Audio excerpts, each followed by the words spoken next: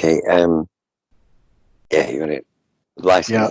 The lighting is poor, but that's probably just as well. What had you in mind, Ian? What do you want to talk about? Well, obviously I've been out of circulation, really since the start of the lockdown. Yes. So, and in fact, the cancer ripped through my body between sort of mid-February and now. And with the current situation, I tried to sort of self-isolate, self-medicate. But the first time I came to the hospital, which was in, I think, late February, I mean, they just wanted to basically get a bowel movement and get me out of here.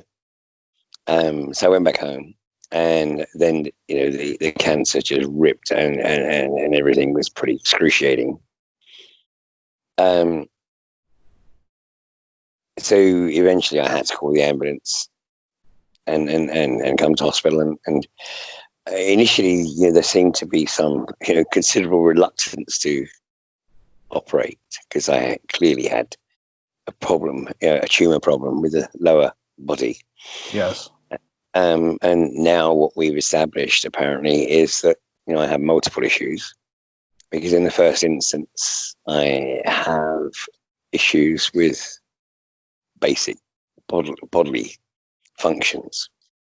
So where we're at is that I go into surgery tomorrow to try and address the basic bodily functions. But then I have this flesh-eating bacteria that has somehow got into me, that is ripping through my lower body. And so, I mean, basically, I'm now reliant on the skill of the surgeon tomorrow to address the basic bodily functions. And then following that, they're going to see how much they can actually do to address the flesh-eating bacteria. But the prognosis isn't great. Yeah. So I mean, I'll be frank, I didn't actually expect to be awake on Sunday morning after the first surgery, but something brought me around.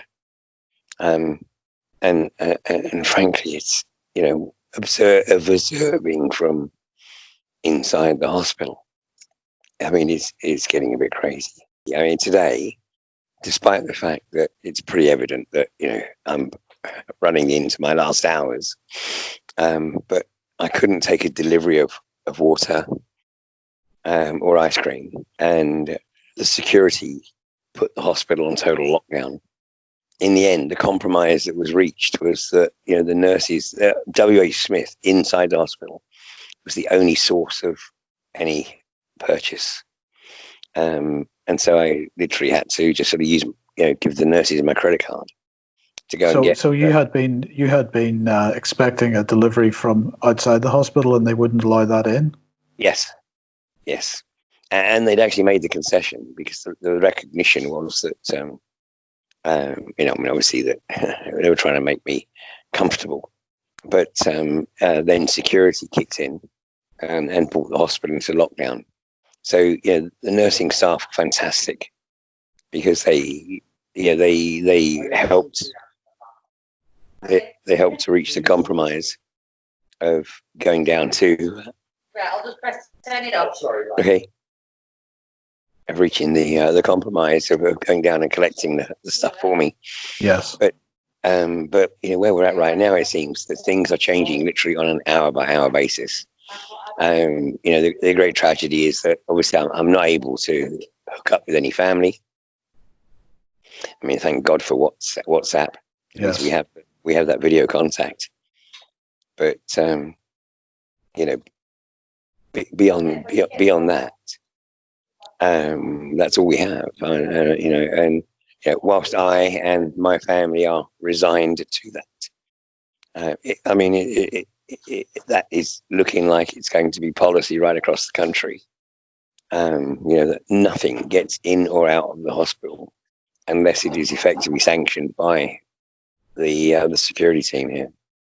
So the security team are overriding the decisions of medical staff? Yes. Oh yes, absolutely. And was there something and happened and that caused them to lock this down today, or has this been the case since you've been in?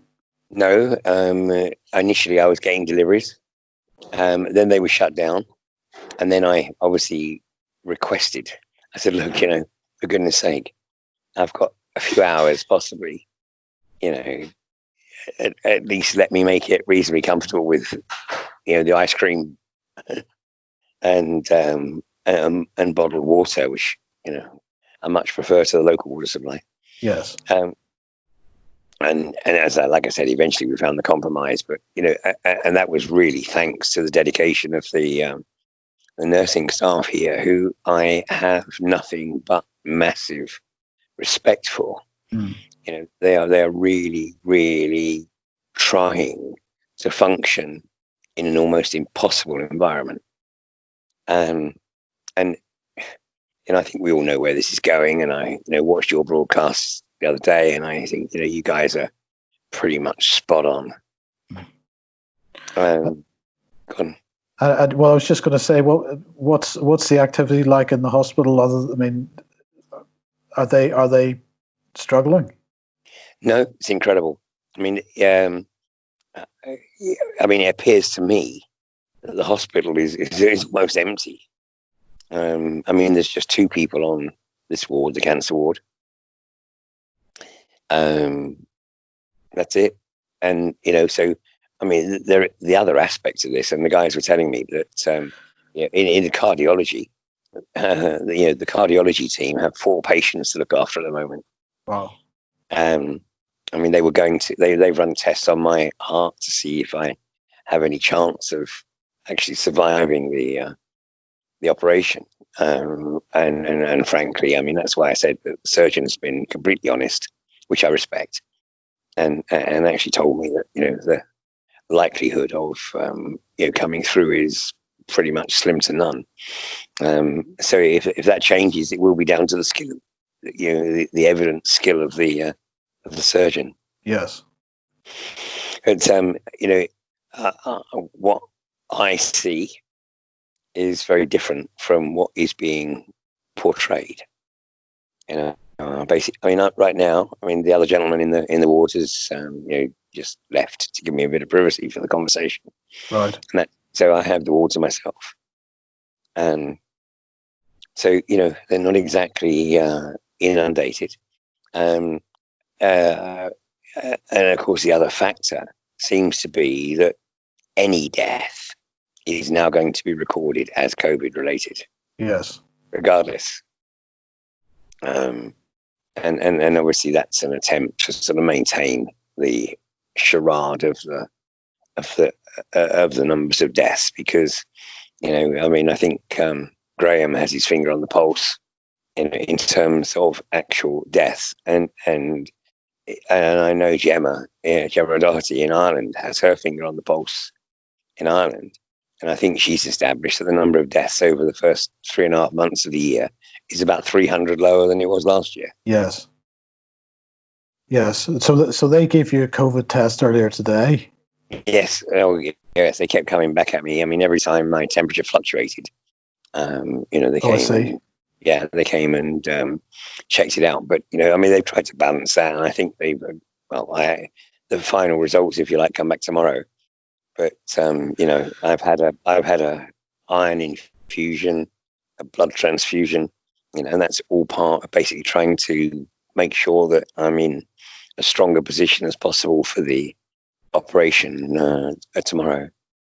Yeah. But look, nobody should mourn me, and that's why I've kept it as quiet as possible for as long as possible, because my story isn't the big picture, and it's really important that communities look at the bigger picture, and it's really important that communities find a way to come together, because obviously that's what's going on right now. It's a deliberate attempt to break up communities. The other side of it is it is perhaps giving families the opportunity to come back together, but many of those families are going to struggle financially, and I think that basically they're going to take it to the point where something like universal credit will be on offer, provided you follow the protocols. We know what that means. Yes, indeed. I think there are hints that Spain is already going to start rolling out universal basic income.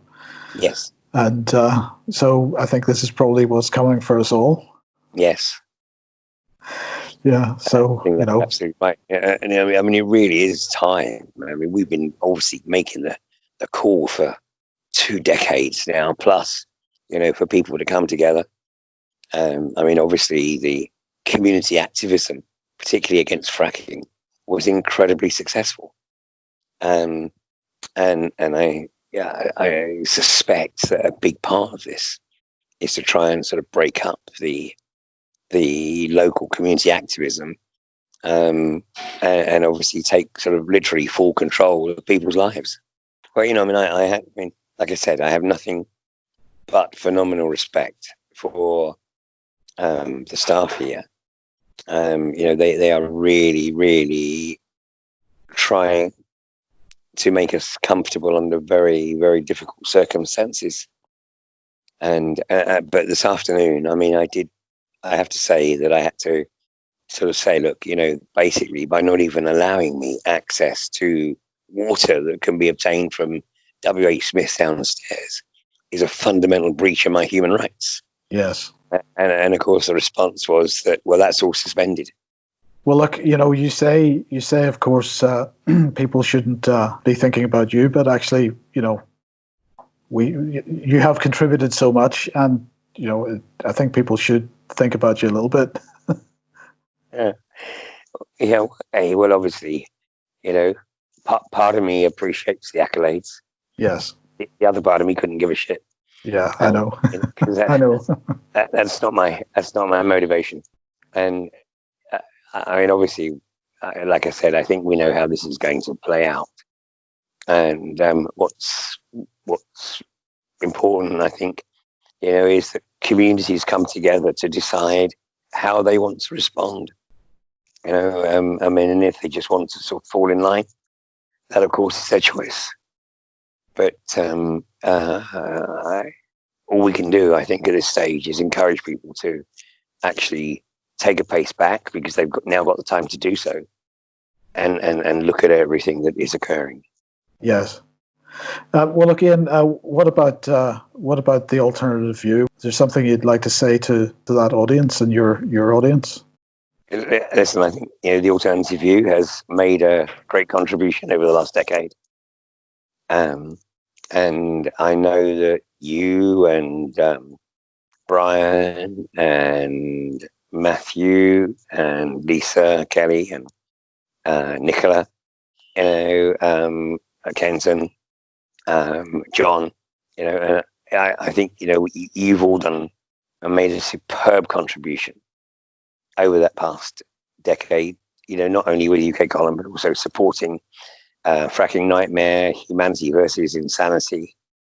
And I hope that in some way, shape or form, these events can continue, because, bringing 300 plus people together in a single venue, and then obviously offering an online content as well.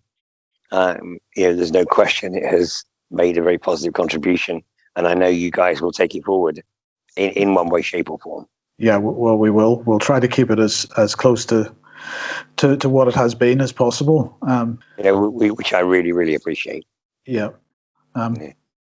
Okay. Well, look, Ian, let's leave it there, unless you've got something else you want to say. No, I think my final observation would be, I know you guys put out an announcement earlier in the week. Yeah. And I've seen some of the response to that, and as I say, whilst that isn't my motivation, I'm very, very appreciative of the support, physical, emotional, spiritual, whatever, that has been offered in return. So, but I'm just a small part in what's occurring, right now, and my great concern obviously is for the wider population, as it's always been. Okay, well, look, thank you for that, and all we can say is all the best for the operation tomorrow. I hope it is a success.